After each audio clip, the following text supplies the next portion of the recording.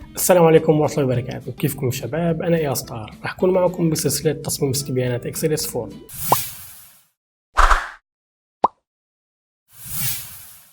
رح نكمل سلسلة تصميم الاستبيانات الإلكترونية بالدرس الرابع.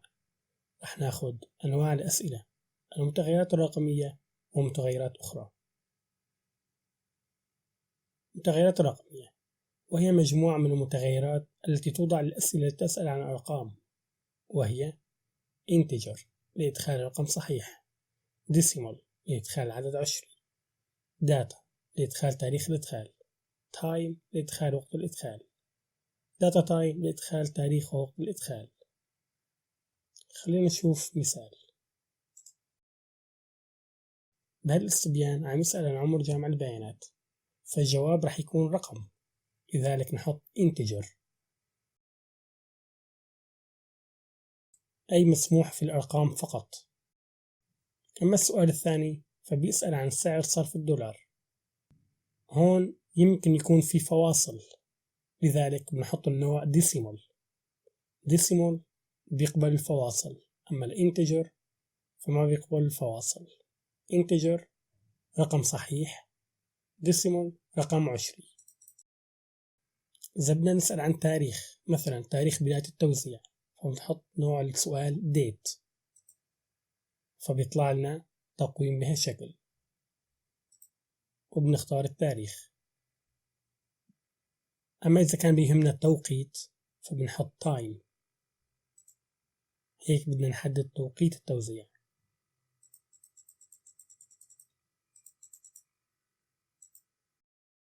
فيك تدمج التاريخ والوقت بأنك تحط نوع السؤال data time، فبيطلع عندك تقويم، تختار التاريخ وبيطلع عندك توقيت، تحدد التوقيت. نفتح ملف XLS Form الشكل الأساسي، نحط السؤال التالي: عمر جامع البيانات. العمر بيسأل عن رقم، الإجابة عليه راح تكون كرقم، رقم صحيح، لذلك نحط النوع integer. بنحدد name. خلينا نسأل السؤال بيقبل الفاصلة كسعر صرف الدولار، بما أنه سعر صرف الدولار بيقبل الفاصلة فبنحط نوعه decimal. خلينا نسأل عن تاريخ، فرضا تاريخ التوزيع،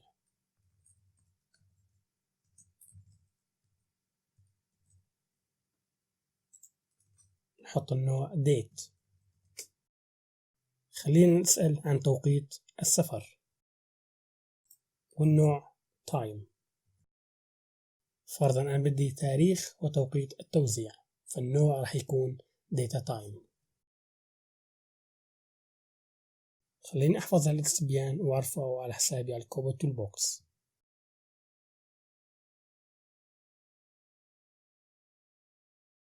هذا هو الاستبيان اللي صممناه قبل شوي.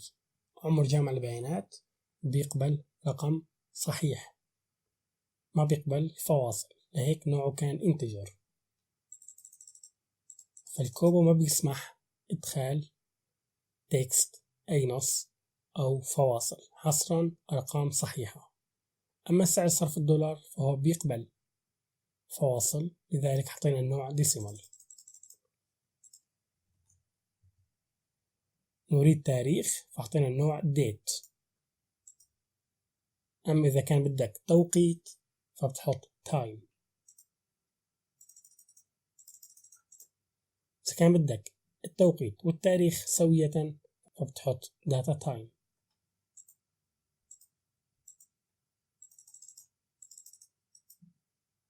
خلينا نشوف كيف راح يظهر الاستبيان على تطبيق الكوبو كوليكت. نفتح جوجل بلاي، نكتب كوبو كوليكت، نضغط على هالتطبيق، نعمل له انستيل أي تنصيب، بعدين نفتح التطبيق. هاي الشاشة الأساسية للتطبيق. نضغط على هالثلاث نقاط واختار إعدادات عامة، إعدادات الخادم، الرابط.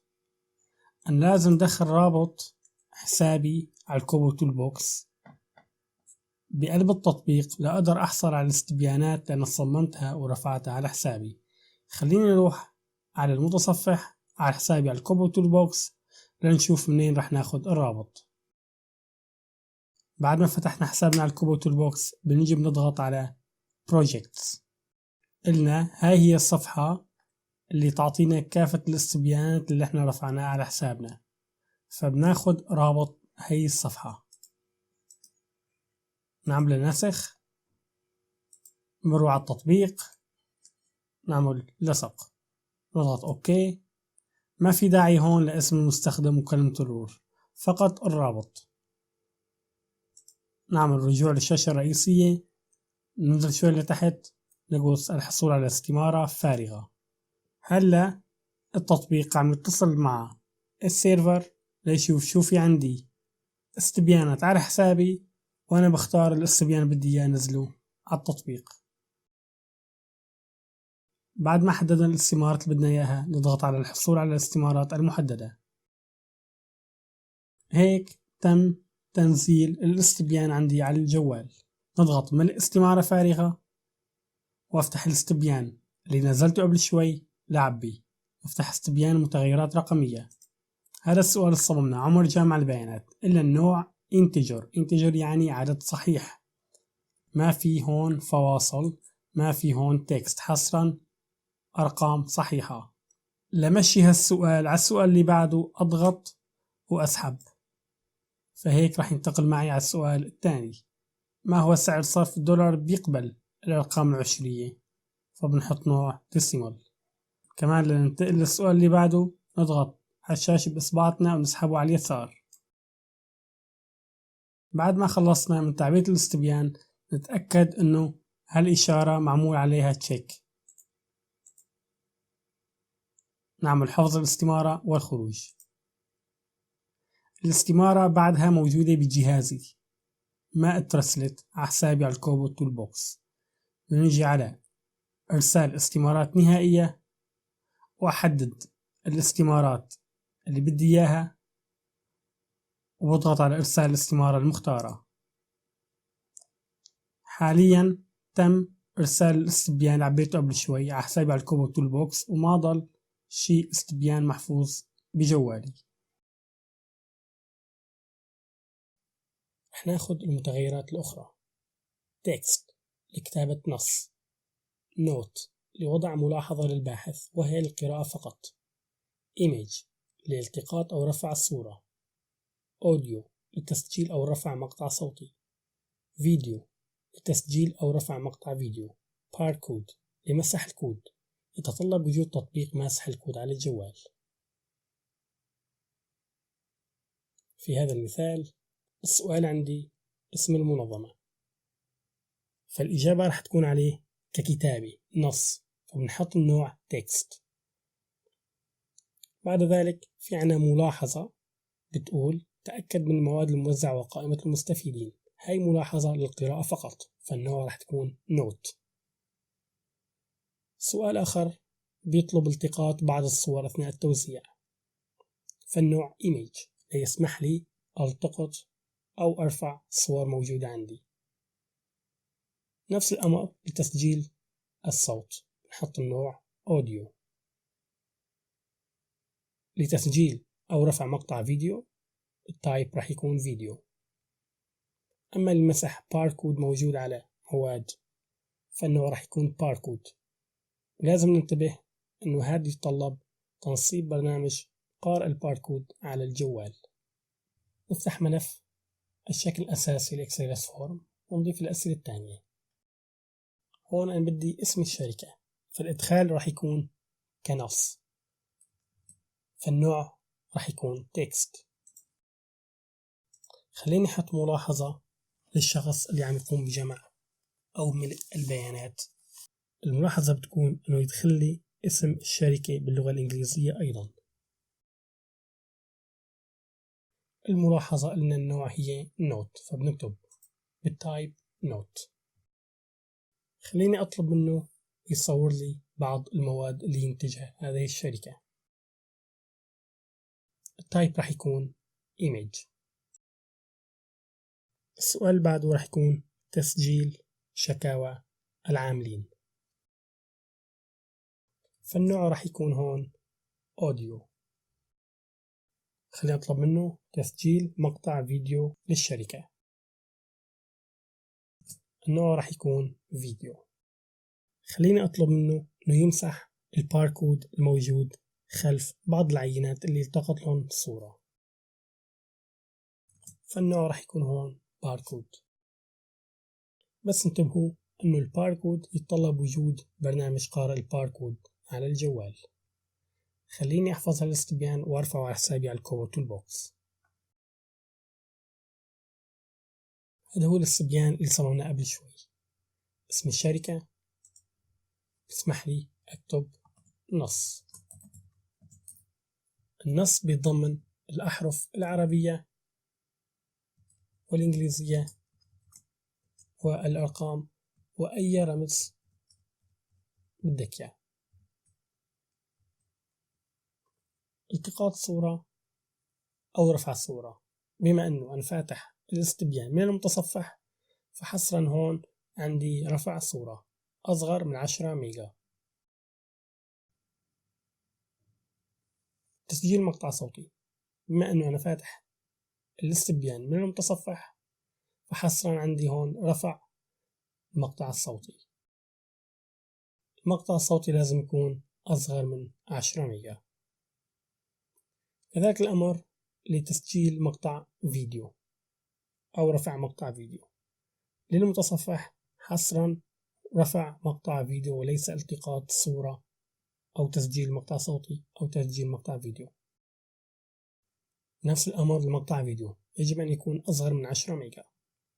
بما أن المتصفح ما بيدعم الباركود، فلذلك بيظهر لي كتكست. أما إذا كان على الجوال فبيفتح عندك برنامج الباركود لتمسح الباركود موجود خلف المواد أو العناصر اللي بدك إياها. خلينا نشوف الاستبيان على تطبيق الكوبو كوليكت. نضغط على الحصول على استمارة فارغة لننزل استبياننا اللي صممناه قبل شوي. بنحدد الاستبيان اللي بدنا إياه، بعدين نضغط على الحصول على الاستمارة المحددة. بنروح على ملء استمارة فارغة وبنختار استبياننا. إلنا النص بيقبل نص عربي، نص إنجليزي، أحرف، أرقام، شو ما كان. هذا من نوع تكست. مثل ما تلاحظوا هاي ملاحظة ما فينا أعمل فيها شي. إذا بدك تعطي ملاحظة فالنوع بيكون نوت. هون التقاط أو اختيار صورة. شفنا أنه بالمتصفح حصرا عنا اختر صورة، يعني رفع الصورة مسبقة موجودة عندي بالجهاز. أما على تطبيق الكوبو كوليكت على الموبايل فبيعطيني خيار آخر هو التقاط الصورة عن طريق الكاميرا. نفس الأمر لتسجيل الصوت، إن كان رفع تسجيل الصوت أو تسجيل مقطع صوتي. كذلك نفس الأمر لتسجيل مقطع فيديو. بالنسبة للباركود، مجرد ما أضغط على الحصول على الباركود راح تفتح عندي الكاميرا لأقرأ الباركود. عند الانتهاء نتأكدوا أنه هالإشارة معمول عليها تشيك أو صح. نعمل حفظ الاستمارة والخروج، إرسال الاستمارة النهائية، أحدد الاستمارة، أضغط على إرسال الاستمارة المختارة. هيك وصلنا لنهاية الدرس الرابع. أخذنا بهالدرس أنواع الأسئلة، أخذنا المتغيرات الرقمية ومتغيرات أخرى.